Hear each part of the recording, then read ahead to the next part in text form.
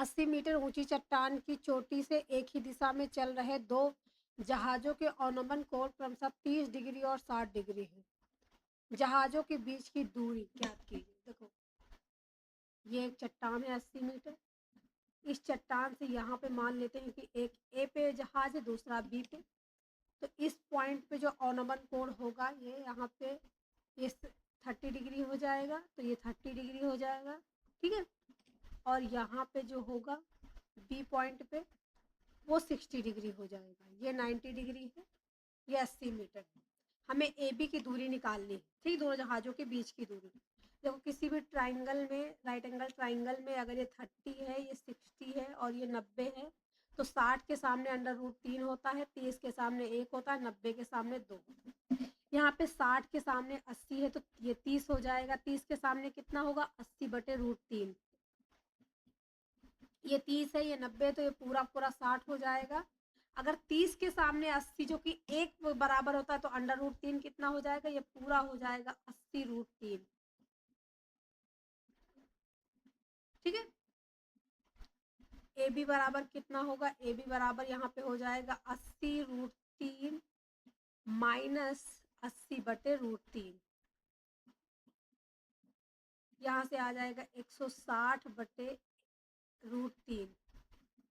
ऊपर नीचे मल्टीप्लाई करवाएंगे, 160/3 √3।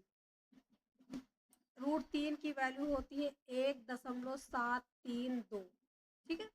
तो यहाँ पे हो जाएगा 160 गुणे 1.732/3 करेंगे, दशमलव तीनों पक्ष 15, 2 3 सती 21, ठीक है। 2 बज गया, 3 सती 21, इतना आ जाएगा। तो अगर 0.5 से इसको मल्टीप्लाई करवाएंगे तो इसका आधा आ जाएगा 80 प्लस 7 छंग 42, 7 एकम 7 4 11, 112 आता है। किससे मल्टीप्लाई करवाया है इस बार? 0.07 से। तो यहाँ पे 0.7 से, 0.7 से हुआ है,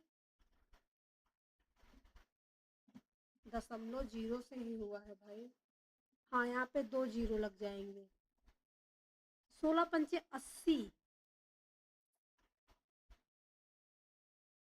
उसके बाद 0.07 गुणे 160। हाँ, यहाँ पे आ जाएगा 11.2, तो कितना हो जाएगा? 11.2, तो 11.2 उसके बाद प्लस 1.12, इससे ज़्यादा ही आएगा। तो यहाँ पे कितना हो जाएगा? 2 और ये 3 और ये 92.32 के आसपास एक ही है, ऑप्शन बी 92.38। यहाँ पे और भी वैल्यू होती है, इससे बड़ा ही आएगा, इससे कम नहीं आएगा। यहाँ पे जो है आपको ये जो कैलकुलेशन करनी है, बाकी ये जो मेन चीज़ है वो यहाँ तक ही है। आप इसको जितनी जल्दी कैलकुलेट कर पाएंगे उतनी जल्दी आंसर आ जाएगा। Correct answer